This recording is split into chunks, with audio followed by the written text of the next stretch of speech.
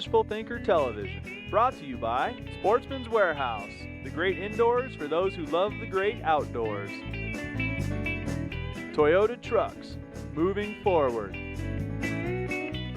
Hewlett-Packard, invent. St. Croix Rod, handcrafting fishing rods for over 60 years. Good morning, welcome to Fishful Thinker. We appreciate you tuning in. It's the Mountain States edition and it's the season finale episode. Joining me right here is a gentleman you have not seen on Fishful Thinker before, Mr. Timothy Farnsworth, but Tim has been very, very important to the show, and the reason being is he's normally the guy behind the camera. Tim and I go way back. We've traveled all over together, fished everywhere from the Everglades to Colorado and everywhere in between, and we've had a great time doing it. And when the opportunity came up to have a fishing show, we decided that it was important to have people that you enjoy spending time in the boat with, that are capable of bringing that story to your living room every week, and Tim has certainly fit the bill. Tim, we've appreciated it. Excellent.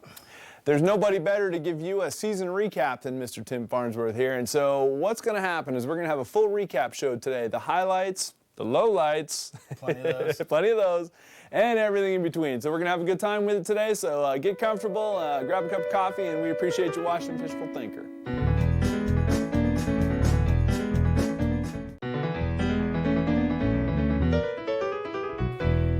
You know, one of the most important things on Fishful Thinker that we really decided going into this was very important was to demonstrate the whole catch. You can't learn anything as a viewer if you don't see the whole scenario. And there's lots of fancy editing, right? I mean, we could spend a lot of time in the editing bay and we could make stuff look good, but what we really have strived to do from the get-go and what was really important to me, and I know Tim as well, was to get the cast, the hook set, the whole shooting match, where did he throw, why did he throw there, how did the hook set go down, and what went on from there. How hard was that for you this year? It was, filming you, it wasn't actually that hard. It was, if you're going to have to do this. I paid him to say that. This is who you want to have to do it with. But it's really important to add that, you know, to have that be part of the show where you get to see the whole thing, like he's saying, you know, from the cast, you know, not just an edited down version, oh, got him, but actual, sure, put the lure where you want it and actually get one. There we go, just like that.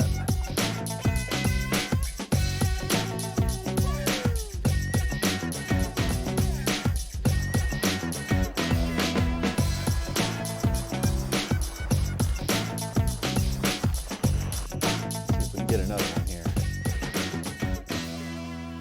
Well, you know, it's equally important is that you don't see the big picture if you don't get that. You can edit together. I can edit a cast, and I can edit a clip of water, and I can edit a fish together, and I can make it look like we did it all in one shot, but that doesn't teach you anything. That teaches you about editing, and you want to learn about fishing.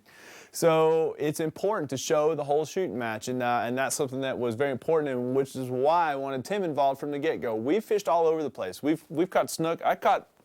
I saw Tim catch a snook this long, and I'm not kidding. We fished together all over the place, and so he knows what to expect out of me in the boat. He knows what to expect out of me in the river, and that comes across hopefully in the show to you guys, and it's very, very important that we get that. That was why we had Tim involved. You know, that's the hardest part of filming a fishing show. It's not the same as a football game or something where everything happens on one little field. You just don't have any idea what's going to happen on a fishing show. And so the guy behind the camera, the guy in front of the camera have to be able to communicate. The guy behind the camera has to know as much about fishing as the guy in front of the camera to know what's going to happen, to recognize a good spot, a good scenario, a good cast. He has to be able to read my body language and know that I'm going to throw. And it's going to work. And so it's good fun. We've had a great time with it, and hopefully we got some. Absolutely.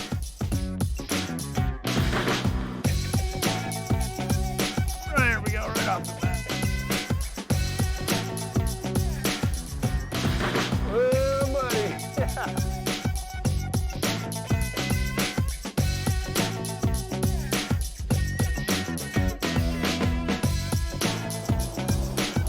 Throw it up underneath there. Just like that.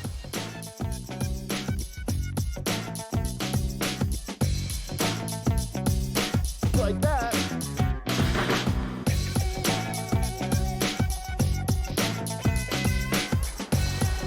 And got him.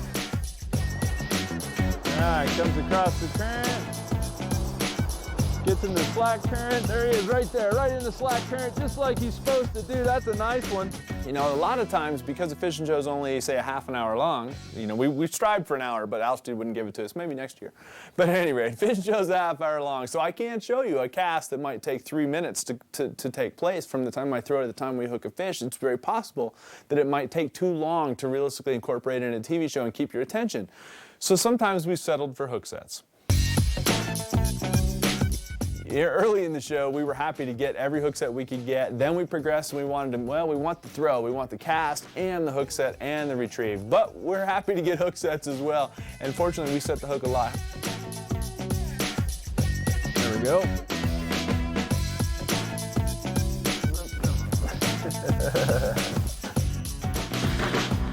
We got that one. There's fish right there. All right. There we go. Got that one right there. There's fish right there. To work this jerkbait real aggressively, just like that. We got one. Apparently you read the book. Got him that time. Got him. Get you some. Got him. There he goes. Got that one.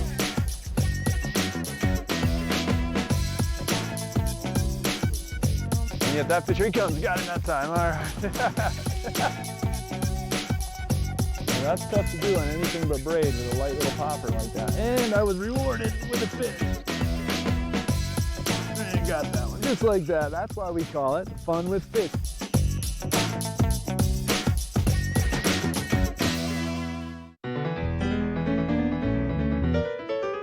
How many times do you think we set the hook this year? Oh, A lot, huh? a lot. A lot more than we caught fish. Yeah, that's no kidding right there. That's an interesting thing to put because, you know, we missed as many hook sets as we got. I'd love to tell you that I hooked everything that bit. We could pretty much guarantee that didn't happen. We did not hook everything that bit. We had a really good time trying. You know, we threw at a lot of fish we could see. We threw at some places where we knew there was a good chance we were going to get bit, and sometimes they worked, and sometimes they didn't. Oh.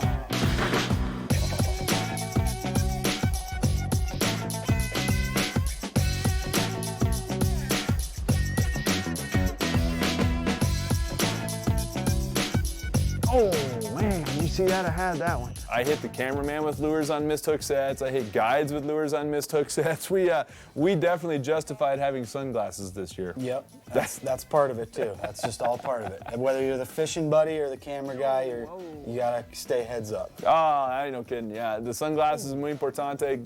Hooks came flying more than I'm willing to admit. There's, almost got the camera guy. I'm not sure we're insured for that.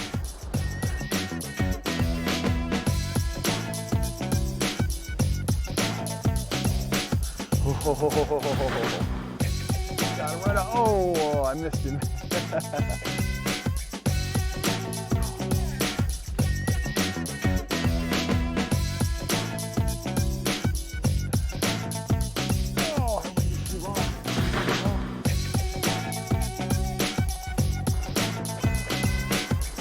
Oh, there he is. Oh, he's on it twice. We'll throw it back up. There he is again. All right. There's one there. Oh, man, that's a big one there. Did you see that one?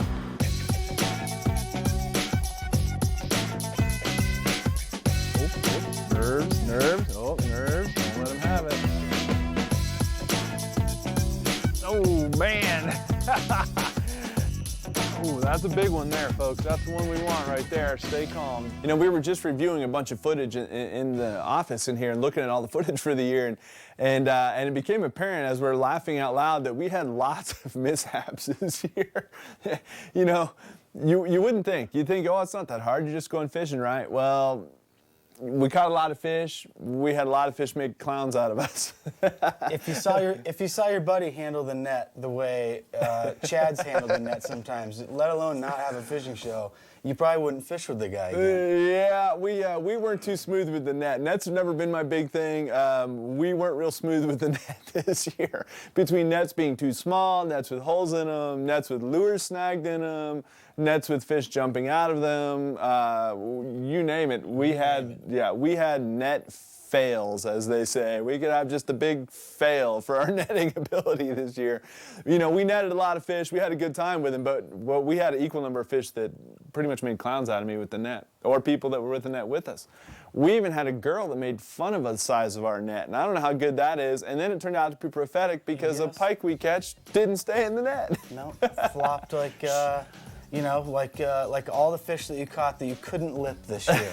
Like how was handling the fish that you couldn't lip? We know we got a serious fisherman in the boat right now because first thing she did is make fun of the size of my net, which is just not something you generally do. Coming up here, well done with my puny net. That fish barely fit in the net. He did. You know, anything bigger and we might be in a little bit of pickle. Yeah. Oh, yes, well done. Yeah, hang on. Holy cow. Now, I don't have a net. In the interest of traveling light today, I don't have a net. Let me get this thing out of the net. Hopefully it'll come out of the net real easy. You know, we showed up one time to fish the Blue River with one of my oldest friends. So you put Tim and I go back, what, 15 years, give or take? Eric, the gentleman that was rowing that boat, he and I go back well over 25 years at this point. So we go back a long time. So you put three of us in the boat, we're gonna have a good time. I mean, that's just all there is to it. We're gonna have a good time, we're gonna have fun. Well, we caught some huge trout, and as soon as I showed up with my net, Eric says, "Oh, geez, man, that net's not going to work." And Too small. Yeah, I figured he was just being enthusiastic. Well, net was definitely too small. You will see. Yeah, we got handled by a couple of fish that were clearly too large for the net. We had a great time with them. The fish were unhooked gracefully, or maybe not gracefully, but they were unhooked. And they were returned to the river without harm, or as little harm as we could return them to the river with. And basically, I was lucky that I wasn't harmed in the making of this show. Now, one of the most important things to keep in mind is this is not a heart surgery show. We don't do brain surgery. We're not solving world problems. We're teaching you how to catch fish, and we're going to have fun doing it. Well, occasionally we're going to get a little silly, and we did a pond show that we were putting together, and we came across a whole bunch of bullfrogs, and I was fishing a top secret Toyota Trucks floating Rapala, a little baby number 7 floating Rapala like this, and we were catching bass with it, and we were having a good time. Well, we come across these 2-pound bullfrogs. What are you going to do? Well, I'm from South Florida, and in South Florida, that's dinner right there. Predator is a predator. Yeah. So we had a good time with the bullfrogs. I want to assure you that all bullfrogs were released unharmed. We had a good time with the bullfrogs. But if you're ever out and you spot a big bullfrog in your pond, understand the best topwater bite you might get all day will be from the bullfrogs. Please check your state limits for bullfrogs. Yeah, and regulations. Yes. Yeah, in Colorado, it's perfectly legal to fish for bullfrogs, and it's dang exciting, I might add. Got a trophy bullfrog. Have you ever seen a bullfrog like that? Of course, I recommend catch and release on all bullfrogs. There he goes, no worse for the wear. All right, let's go see if we can get one with fins instead of feet.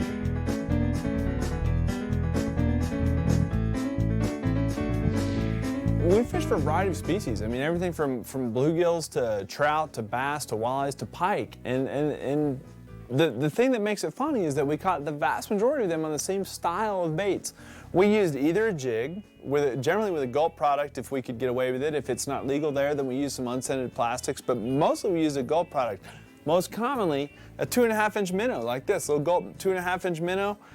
We caught all kinds of fish. We caught 3-inch minnow, 4-inch minnows. Gulp minnow on a jig head was a really, really great way to catch them. Lipless crankbait, something very near and dear to my heart is a little lipless crankbait like that. We use a lipless crankbait a lot. We use great big ones for pike, we use great big ones for trout, we use little teeny tiny ones at times as well. But a lipless crankbait was very, very key to us catching fish this year. The most key was probably the jerkbait, and we used everything from little jerkbaits like this for trout in the rivers, all the way to an average sized jerkbait like this one. Oh, I stuck them in my carpet. See, you gotta not have carpet in your garage. An average sized jerkbait like this one for smallmouth, and also the wipers ate the average sized bait. And then we used even a big, super deep diving jerkbait like this for December fish, you know, in really cold 42-degree water with a big diving bill like that. Jerkbaits were really important. We also used a fair number of topwater baits. Topwater baits, buzz baits, little popping baits like that. Caught lots of fish with those as well.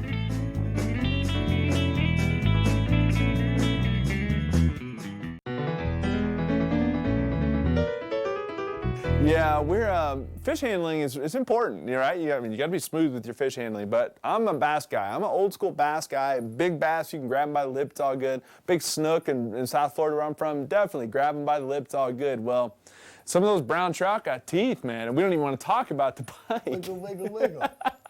I bled, we were wounded, but rest assured, it's very important, we respect the fish. We tried very hard to get all those fish as comfortably as possible back in the lake without hurting them. Stuff's gonna happen at times. When you go fishing, stuff's gonna happen, and I'm not gonna lie to you about that, and you know that. I mean, anyone out there that's watching the show that's ever been trout fishing has undoubtedly dropped a trout, right? They flop. I dropped a lot of trout. We don't have good sun.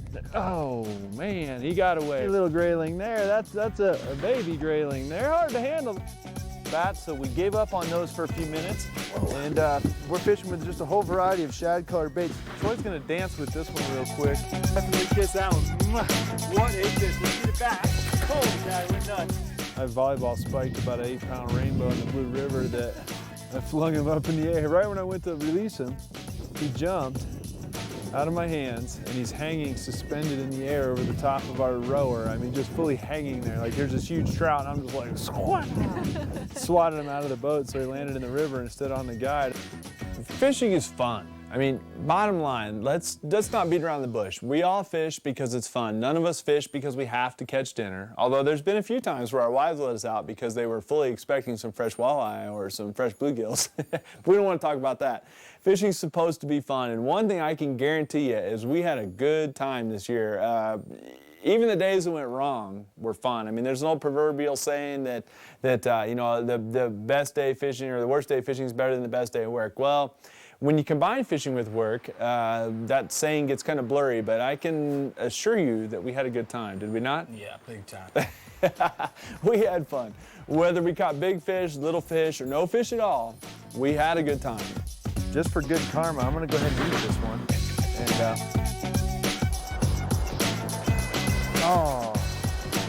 oh, he's not too good.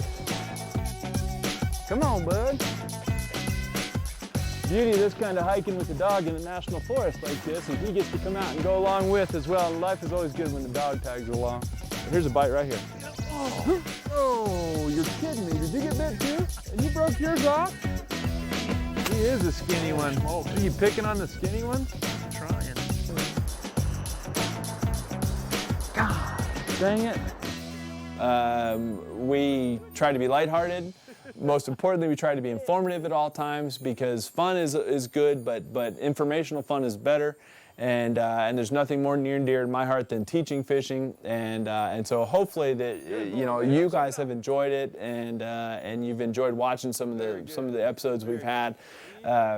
Next year we're going to get bigger and better, but we're going to stick to the key, and that is having a good time and teaching as much as we can teach along the way, whether that be informative guests or whatever. We're going to key in on having a good time and teaching you to fish along the way. Oh, you're kidding me. Come on.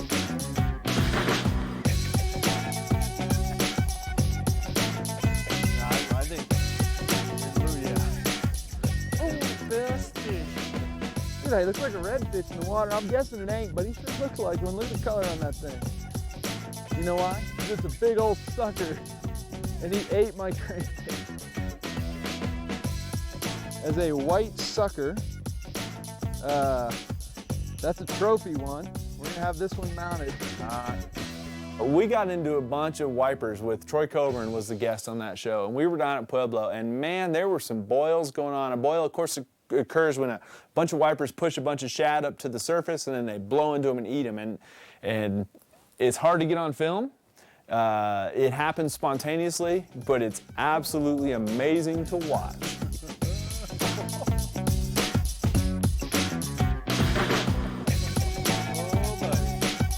Oh, these are bigger shad. These shad look considerably bigger. Oh my God, that sounds like snook at night, dude. TV shows have to be filmed when the weather's nice and the birds are chirping and it's nice and calm if at all possible. And that doesn't mean the fish bite very well. So what that forced us into is using a lot of reaction baits this year.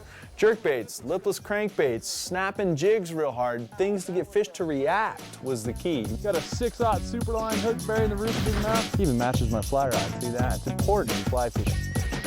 One of the things that's really neat about the Mountain States West, where this show airs, is that we have variety. I mean, we caught grayling, we caught carp, we caught a whole slew of trout, we caught a variety of bass, we caught bluegills, pumpkin seeds, we caught crappies, we caught wipers, we caught walleyes, lots of walleyes. You know, generally speaking, as anglers, we have an opportunity to do a lot of different things out there, and hopefully on Fishful Thinker, you're going to continue to tune in and you're going to learn some things that are going to motivate you, entertain you, and help you go out and catch more fish. And Mr. Farnsworth here is going to continue to do his best job behind the camera. I'm going to continue to do my best job in front of the camera, and we're going to continue to bring you a great show. Hopefully you'll continue to watching. So it's good fun, and we appreciate it, and we look forward to seeing you on the next episode of Fishful Thinker, Mountain States Edition. Thank you. Thank you. Thank you.